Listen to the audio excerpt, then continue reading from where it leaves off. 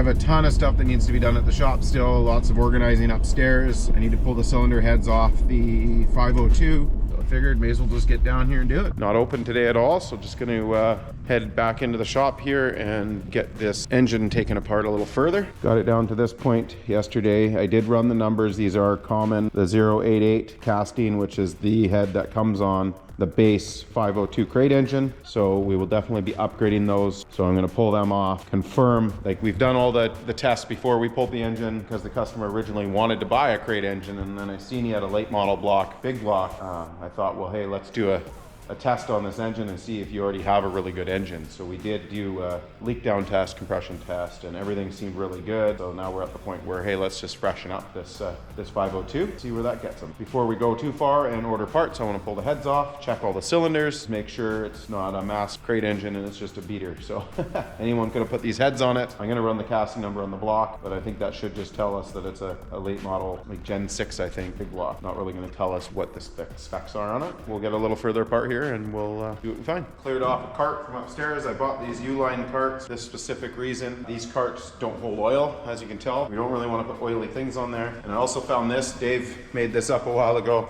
This is to keep your push rods in order. I know you can buy fancy versions of these. He just made this out of a scrap piece of 2x6. So I grabbed that, just gonna clean that off so we can at least keep the push rods in line with the roller lifters and the rockers. And if we reuse any of this, it's nice to keep that wear pattern together. That'll keep order of our push rods, but that won't keep order of our rockers. So we're just gonna carry on the strap board tradition. I got another 2x6 sitting here. Until I figure out the spacing, I got a bunch of screws here. We'll lay the rockers on the exact same way. We'll line up the push rods.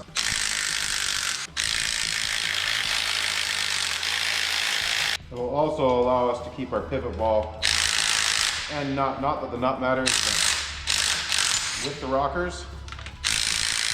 You'll be holding on to a chrome socket when you do this. But a friend of mine was doing that on a wheel once years ago. The socket broke and he split his hand open really bad. Do this side first.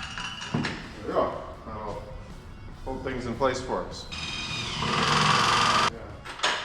So the last time you need to go play Keno at coffee time. It might be one of those luck days. I just grabbed a handful of screws. One was just a smaller screw, but otherwise I grabbed exactly 16. A lot of people would say this isn't really important, and there's other people that would tell you this is super important. I figure there's no reason not to keep it in order.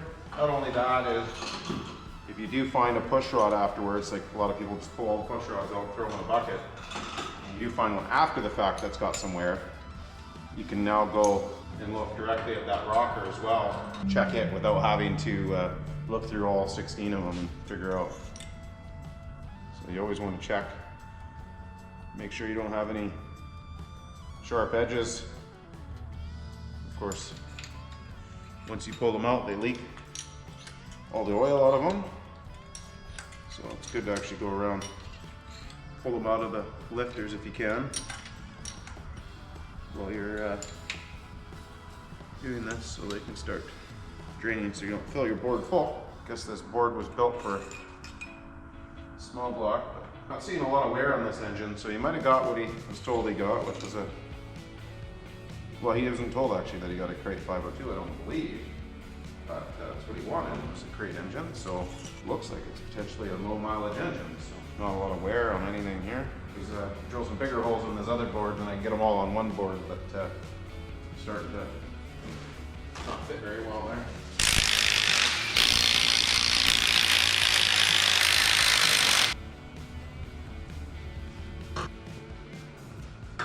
Not something I do very often anymore, but I figured I'd get a jump on it and get this apart so we can see parts that much quicker here this week.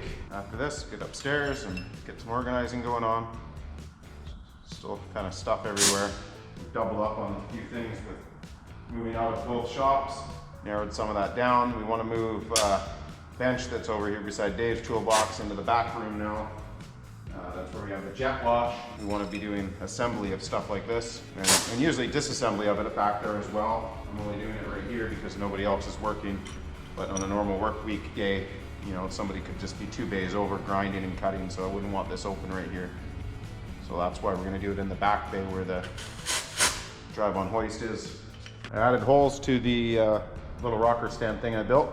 So the rockers and push rods are all together. Now I'm gonna bust the heads off. I don't need to take the lifters out at this point unless we are gonna upgrade the cam. I'm gonna try and get more information on what's in here, go from there. But I'm gonna grab a 1/2 inch and a 1/2 inch drive impact. You always work your way out from the center, kind of the reverse pattern of torquing. I'm gonna try this impact socket. I'm probably not gonna be able to get in here, so that means we'll just get a chrome socket now. Okay, cylinder heads always have dowels, but I have seen an engine come apart that had no dowels in it before, so I always keep a hand on it, and then when it's all unbolted, just kind of tap on it, make sure it's not going to fall off on you before you walk away to put your gun down. Odds are it wouldn't have ran good if it did have that situation. Sometimes bagging bolts seems like a waste of time or redundant, but when you have up to 50 vehicles on the go at a time, you have vehicles in storage, you have vehicles throughout all 3 shops, it's really easy for one bag to fall off a cart or a bolt go missing.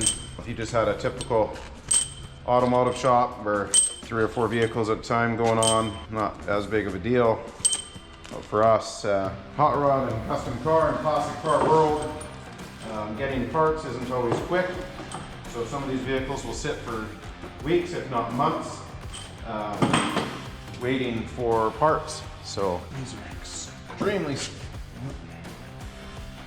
why I put that down. I did ask Clint to drain the block on this the other day, but based on the antifreeze hitting my foot, I don't believe he did. So I'm gonna grab a 9/16 socket and a drain bucket and drain the block. He may have, and that's just residual. Let's find out here.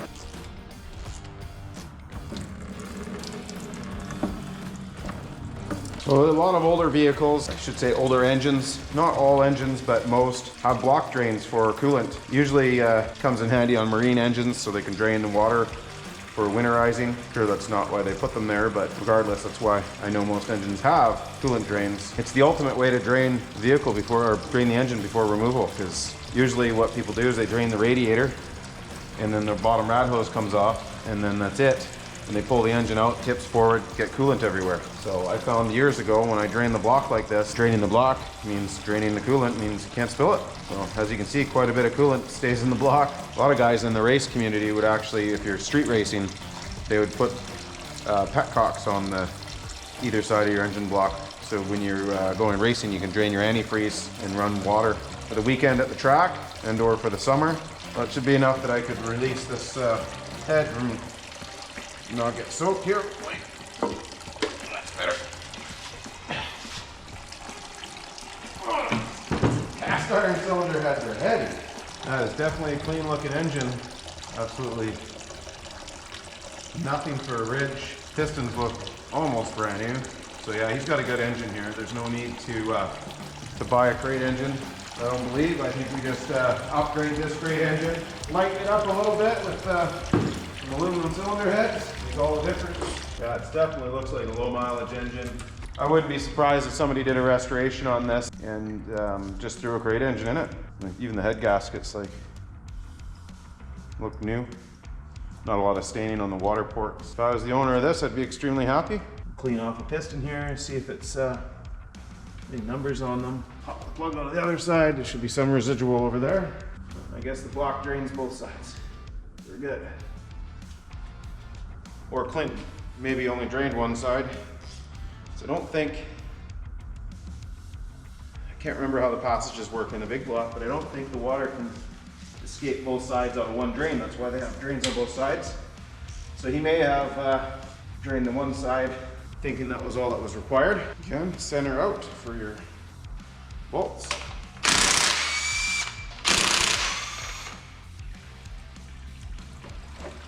I wonder if that drain plug was plugged, because definitely got some coolant out of there. Probably put a better bolt in here anyway. These are just looking like a factory bolt, so most likely we'll do some ARPs. That'll be up to the customer. We'll let them know what we found, which looks to be a pretty much brand new base 502 crate. It's already a roller cam, so we may as well do roller rockers. Take more friction off. Okay, so Definitely still have coolant in this side of the block. I have seen this before, I just didn't expect it on this engine because it's been so clean. I've seen it where drain plug has something in it. That extra screw will come in handy. There it is. Well, that's odd. Yeah, it's definitely full of something.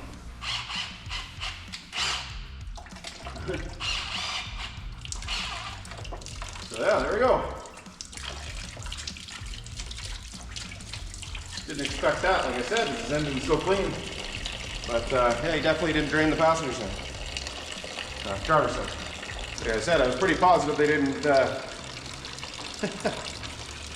drain both sides. That's why there's a drain on each side. Okay. Coolant out. Again, everything looks really good. Cylinders look like they fired well. Quick wipe with a antifreeze covered cloth, and the piston looks brand new. A bit of a dome. So it's definitely a performance piston. No numbers on it, so standard size. Yeah, looks really nice. Tiniest little bit of carbon on the 2 and 6, but nothing to be concerned about. Pull the water out of those cylinders. Don't want any moisture in those cylinders. Pull that water out, and then I'll put some oil on it before we package it up. I'm going to clean up a little bit more, measure the bore, confirm the year of the block, and get some parts ordered. Okay, quick Google search on the casting number 102-37300 is the 502 crate engine Gen 6, as we hoped for. So that's good. So I can head in to the office, get the cylinder heads picked out. I believe I already have those cylinder heads in his work order. Just needed to confirm that the engine was what we thought it was. So yeah, everything looks good and clean. So we'll get the parts ordered up here. I'm gonna try and figure out what cam would have came with this engine and if we want to upgrade that or not. Everything looks really good. No cylinder wall damage, no cylinder wall wear. Pistons look new. I believe it's a low kilometer 502 HO iron head engine. So I was able to look up the heads. The heads I had slotted for this vehicle are correct. So it's Performer RPM heads. We have a cam that was figured out for this as well, which will work. So I've completed all of that stuff so we can go ahead and order those parts. Everything looks good here. I'm not 100% sure with the heads if the push rod lengths will be correct. Not 100% sure on which rockers are guaranteed to work. So I will call Eldebrock tomorrow morning and just confirm with them everything, which is the smartest thing to do when you're ordering a lot of parts that are out of the USA and coming into Canada, and you don't want to waste all that shipping time and money. So I will confirm all that tomorrow.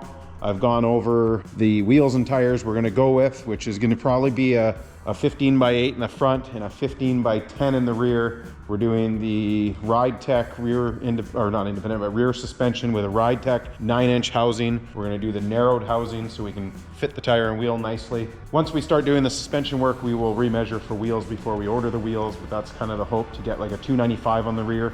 Yeah, getting the 4L80E transmission, high stall torque converter to match. Got all that stuff in carts and ready to go.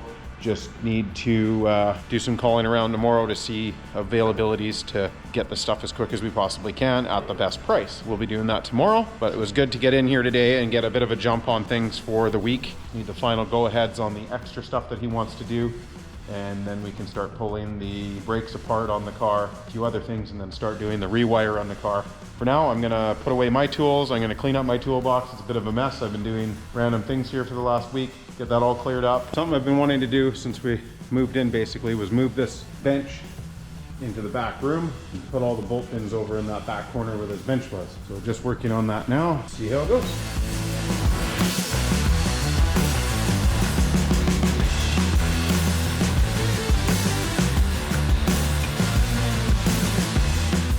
Okay, I got them in place, but these things are super wobbly. Well, that one doesn't show it very well, but they wobble around a lot, so I'm gonna space them out, because the legs, the way they are on the bottom, you have to have a space up top. Otherwise, if you bolt them together, they just all tip in. And that's how they were before. So I wanna space it out a little bit and get these bolted in. They stay put. You gotta make sure you don't use too long of a nut and bolt and washer, and then the drawers won't close. As you can see, that is all now bolted together. Looks a little bit more symmetrical. Figured I may as well do a quick video of what the reasoning for all this was. So the idea here, of course, we need to get things organized. I need to get a bit of shelving. This is a transmission bench. It's meant for draining oil, for disassembly of oily things, not just transmissions. We can build carburetors, we can do whatever. But anyway, the idea is this room back here isn't a room where we do metal work or grinding or anything like that, unless it's on a vehicle, which is their typical mechanical stuff, and then you would just cover up if it was invulnerable here. So yeah, the idea is this would be your teardown bench in theory, and then that would be your build bench. So you pull a transmission out of a vehicle or an engine or whatever, you might need to disassemble, transfer case, disassemble it all here, wheel over a Rubbermaid cart like the one I used to take apart the engine earlier. You'd wheel it into here, you clean your solvent type parts here, you load all the other parts onto that cart, wheel it over to the jet wash, which is right there, and then you take it out of the jet wash, blow it off, and you'll be so close that you probably just blow it off and walk over to this bench and lay it down for assembly, or put it back on a clean cart if you're not assembling it right away. So that was kind of the theory for back here, was to have both these steel benches here, all the oily type stuff in here. Yeah, a little cleaner for taking apart engines and doing the engine work. So like I said, I took apart the engine this morning and yesterday over in the right in the bay next to where we took the car apart, right here. But in reality, all this should be in there a long ways away from the fab area. So we don't have Corbin working on Mondays, so I'm fine to leave this for tonight so I can do a little bit more organizing tomorrow. There's only 2 staff working in the shop tomorrow plus myself. So anyway, I'm gonna call her a night. See you tomorrow.